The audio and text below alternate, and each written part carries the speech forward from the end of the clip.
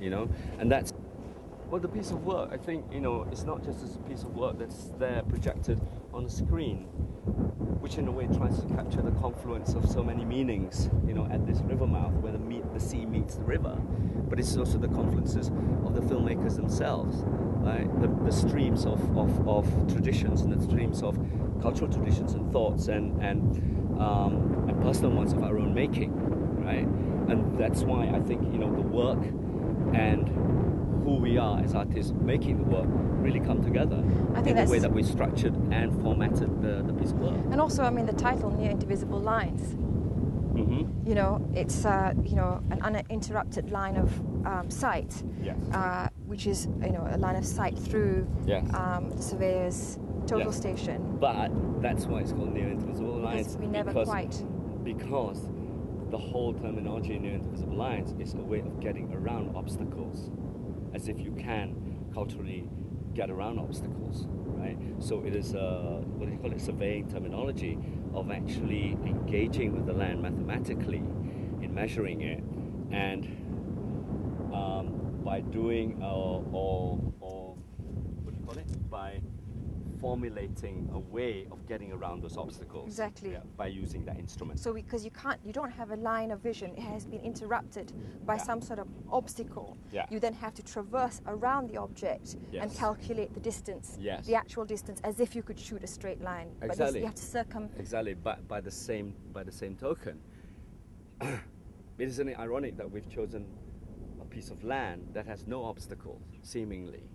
And I think that is the whole crux and the point of why we chose it. We chose this piece of land, wittingly or unwittingly. But I think that comes again, as we said, the discussions that we had around this with ourselves and with the people involved in terms of their stories. So I think these things very much, for them, is a lived experience, and it's nothing conceptual about it.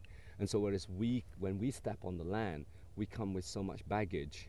And that baggage is really something that you need to, if you like, try to negotiate and engage, and in a sense trying to make some meaning out of it which pertains to the local people's experiences.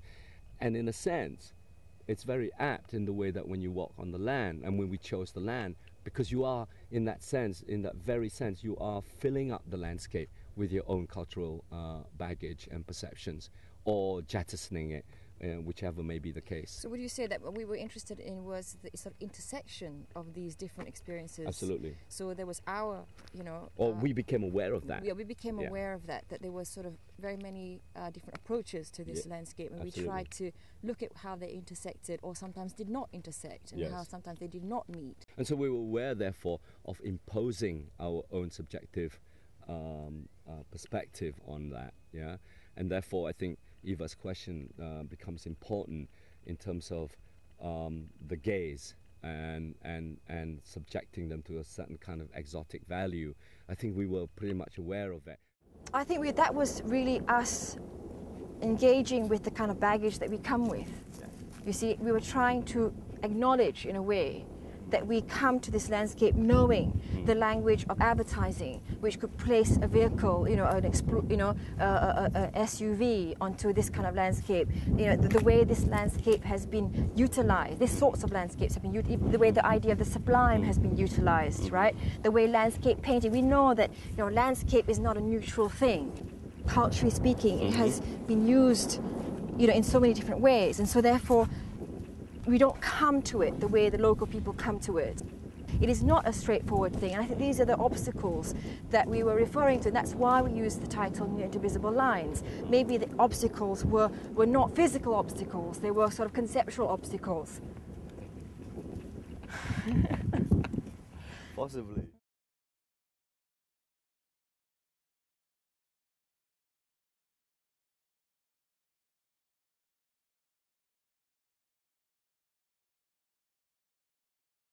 Would you say that this area has always attracted you because it sort of held a kind of promise, almost of a kind of return? Is it also something to do with nostalgia that I don't know about, simply because I remember when we first set our camera here and we started, you know, after months and months of research, and when we started seeing the people that we chose to come and work with us, and the way they spoke and reenacted their performances in the land, somehow it really created all kinds of emotion, a panoply of emotion, not least being nostalgia. Though I am not, I'm not one for nostalgia. I don't particularly like nostalgia in a piece of work.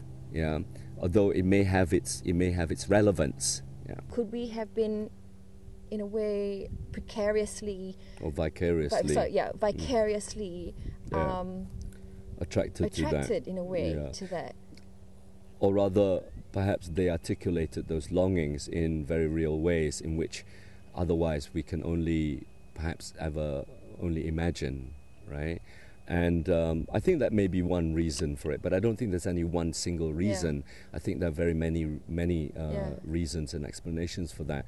But I certainly think that there is some truth to what you're saying, because I was just thinking about that, just as you said that, and I thought, yes, there is, because there is that sense of because if you're decentered, right, and somehow I think, even if only for that moment, your decenteredness found an anchor, an anchoring or a mooring, and if only for that moment, I think you find a certain kind of connection. Yeah. However artificial in a way. Artificial, and however very much at the time fleeting, and at the time you're probably not even aware of it. You're not aware of it. You're not. You end up